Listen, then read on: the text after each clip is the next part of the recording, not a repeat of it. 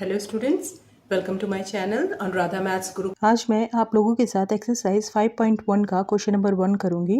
तो देखते हैं कि इसमें क्या करना है। In which of the following situation does the list of numbers involve make an arithmetic progression and why. तो कह रहा है क्या कि कुछ सिचुएशंस दिए हुए हैं हमारे पास, जैसे कि ये पहला नंबर का है, तो उसमें बताना है कि इसमें से कौन से जो है वो अर्थमेटिक प्रोग्रेशन में है। अर्थमेटिक प्रोग्रेशन का मतलब क्या होता है? अगर हमारा फर्स्ट टर्म ए है तो सेकेंड टर्म ए प्लस डी होगा, थर्ड टर्म ए प्लस 2d होगा। ठीक है, ये तो हमको पता है, एंड सो ऑन। पहला और दो कॉन्जिक्यूटिव टर्म के बीच में जो कॉमन डिफरेंस होगा वो डी होगा। ठीक है, जैसे ए प्लस डी माइनस ये second term minus first term करेंगे तो हमको क्या आ जाएगा? डी आ जाएगा। उसी तरह से अगर हम सेकेंड टर्म में थर्ड टर्म में से माइनस करेंगे सेकेंड टर्म, यानी ए प्लस 2d माइनस ए माइनस डी, तो क्या हो जाएगा? यहाँ पे कैंसिल हो जाएगा, 2d माइनस डी डी, यानी कि हर टर्म में एक जो कॉमन डिफरेंस है वो डी होना चाहिए। ठीक है, तो अब हम ये जो पहला प्रॉब्लम है उसको देखते हैं और बताते हैं कि ये अर्थमेटिक प्रोग्रेशन में है कि नहीं और क्यों है। ठीक है, the taxi fare after each kilometre when the fair is rupees 15 for the first kilometre and ₹8 for each additional kilometre. यहाँ पे क्या समझना है कि अगर कोई एक सर्टेन डिस्टेंस ट्रैवल कर रहा है तो उसमें टैक्सी वाला कुछ उससे फेयर लेगा, तो पहले किलोमीटर के लिए वो फिक्स है। अगर वो 1 किलोमीटर तक ट्रैवल किया देन उसको ₹15 देना पड़ेगा। उसके बाद वो जितना एक्स्ट्रा किलोमीटर्स ट्रैवल किया, मान लो 2 किलोमीटर, इसका मतलब पहला किलोमीटर जो है उसके लिए वो ₹15 देगा, और दूसरा जो किलोमीटर 1 किलोमीटर ट्रैवल करेगा उसके लिए एक्स्ट्रा ₹8 उसको देना पड़ेगा। ठीक है, अब अगर 3 किलोमीटर कर रहा है तब बताओ क्या होगा?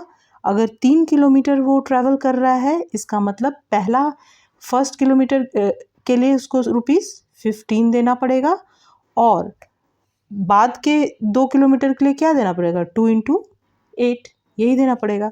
तो इस तरह से हम निकाल सकते हैं कि 1 किलोमीटर में उसको कितना देना पड़ेगा, 2 किलोमीटर में कितना देना पड़ेगा, 3 किलोमीटर में। तो ये हम लिखना स्टार्ट करते हैं। ठीक है, तो सबसे पहला तो हो जाएगा हमारा 15। ठीक है, दूसरा, अगर पहला 1 किलोमीटर ट्रैवल करता है तो ₹15 हो जाएगा। ठीक है, अगर हम यहाँ पे देख लेते हैं 2 किलोमीटर ट्रैवल अगर वो करता है तो देन क्या हो जाएगा? 15 + 8। ठीक है, तो 15 + 8 कितना हो गया? 23। ठीक है, तो यहाँ पे हम दूसरा किलोमीटर में 23 लिख लेते हैं।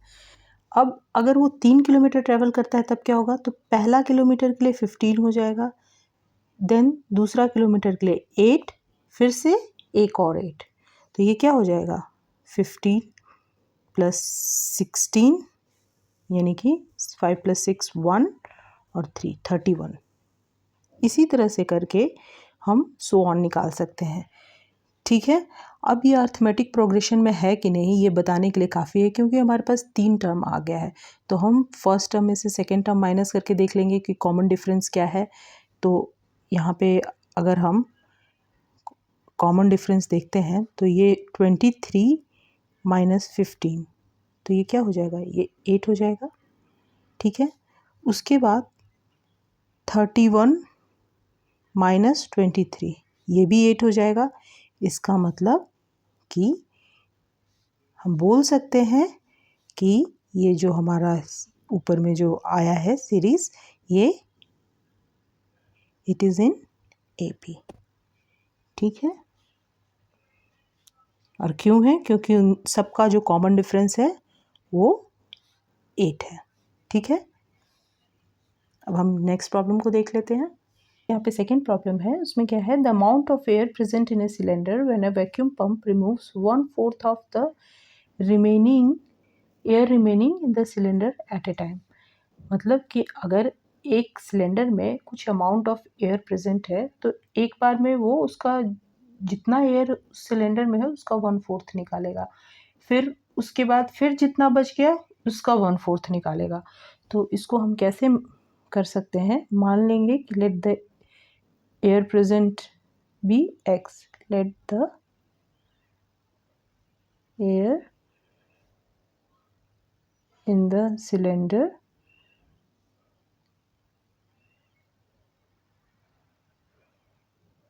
B X. ठीक है, अब पहला टर्म इसका मतलब कि एक्स हो गया।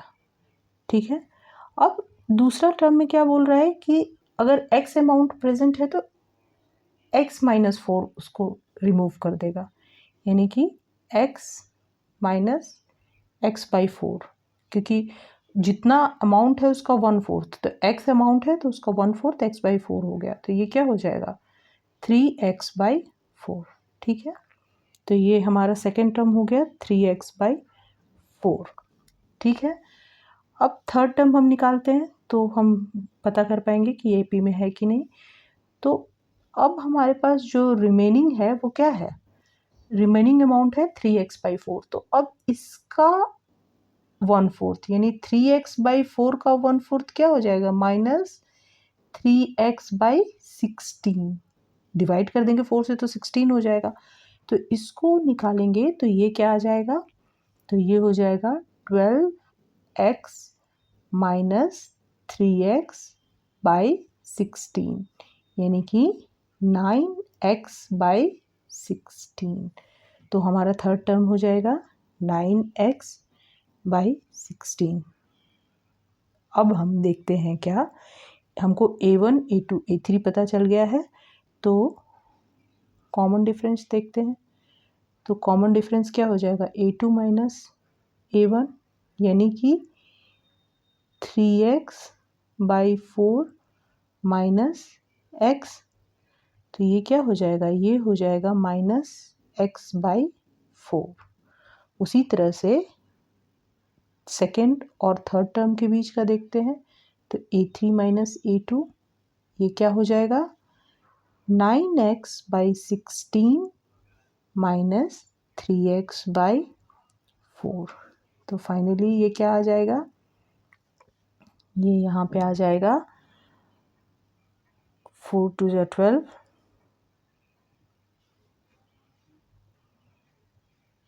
4 2 जा 12 माइनस, यहाँ पे हम लिख लेते हैं, इसको रब कर लेते हैं,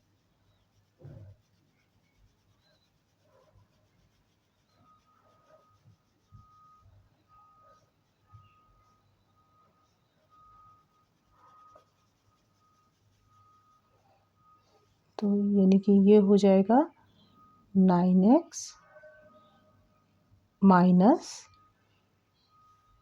12x बाई 16, यानी कि -3x बाई 16। तो यहाँ पे हम देख रहे हैं कि ये D1 और D2 बोल सकते हैं, ये दोनों सेम नहीं है, D नहीं है, दोनों बराबर नहीं है। ये है -x बाई 4 और ये है -3x बाई 16। इसका मतलब कि ये AP में नहीं है।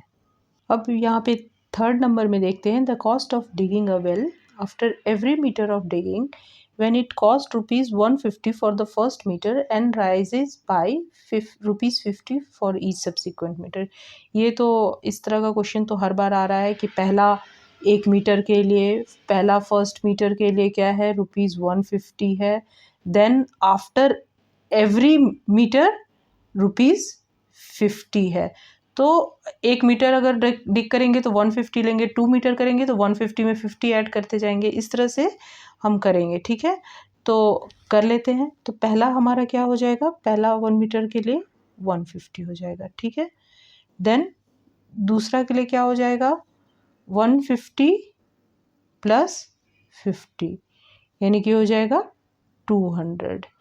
तीसरा के लिए क्या हो जाएगा 150 प्लस 50 प्लस 50 यानी कि 250। तो यहाँ पे तो क्लियरली हम देख रहे हैं कि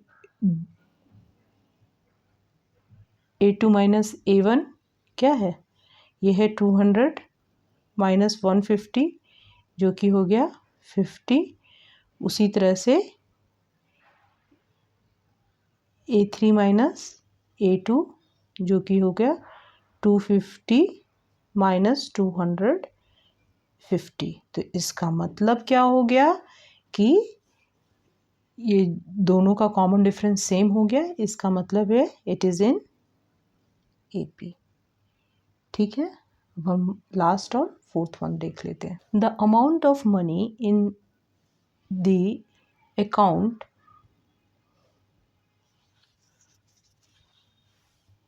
अब ये हम फोर्थ वाला देख रहे हैं। The amount of money in the account every year when ₹10,000 is deposited at a compound interest of 8% per annum. तो एवरी ईयर डिपॉजिट कर रहा है, उसका प्रिंसिपल क्या है, प्रिंसिपल है 10,000 और किस रेट से डिपॉजिट कर रहा है 8% पर एनम। तो इसका अमाउंट क्या हो जाएगा, फॉर्मूला क्या होता है,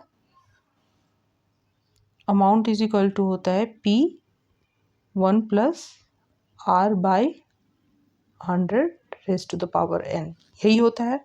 तो हम एक एक करके निकालते जाएंगे सारे टर्म्स। ठीक है, तो सबसे पहला तो प्रिंसिपल ही हो जाएगा 10,000। देन दूसरा क्या हो जाएगा, दूसरा हो जाएगा 10,000 1 प्लस 8/100 1। ठीक है, यानी कि 10,108 डिवाइडेड बाय 100, ये कैंसिल हो जाएगा तो 10800। ठीक है, अब तीसरा टर्म हम निकाल लेते हैं। तो तीसरा टर्म क्या हो जाएगा, तो तीसरा टर्म में यहाँ पे 2 हो जाएगा यानी कि 108 अपॉन 100 यानी कि 108 इंटू 108, 8 8 जा 64, 6 8 0 0 0 0 0 8 6 4 0 0 0 देन 8 0 1 यानी कि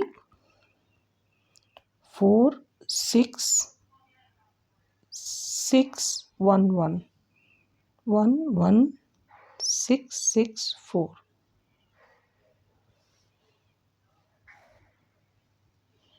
तो अब यहाँ पे हम क्लियरली देख रहे हैं कि कॉमन डिफरेंस जो है वो सेम नहीं होगा।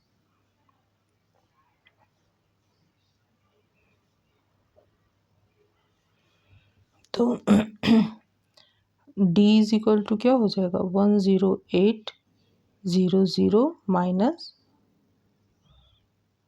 10,000